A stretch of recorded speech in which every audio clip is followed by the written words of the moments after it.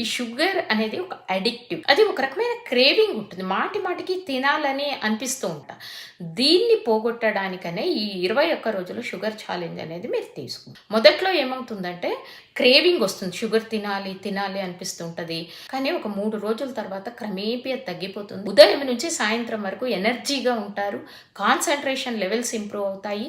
మీ health improve అవుతుంది. Inflammation తగ్గుతుంది.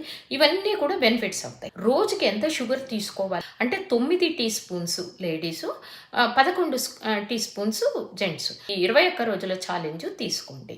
అయితే అస్సలు తినకూడదా అంటే న్యాచురల్ షుగర్స్ తీసుకోండి. ఫ్రూట్స్ తినొచ్చు మీకు తినాలని అనిపిస్తే, ఆప్రికాట్ లాంటివి, హనీ. దాన్ని కొంతవరకు క్రేవింగ్స్ని తగ్గించుకోవచ్చు. మీరు 21 రోజులు అయిన తర్వాత మీ శరీరం ఎంతో తేలిగ్గా అనిపిస్తుంది. వెయిట్ లాస్ ఉంటుంది. కనీసం అంటే 1 కేజీ వెయిట్ లాస్ అన్నా ఉంటుంది. సో ఈ బెనిఫిట్స్ అన్నీ ఉంటాయి కాబట్టి మీరు ఖచ్చితంగా ఈ ఛాలెంజ్ తీసుకోండి.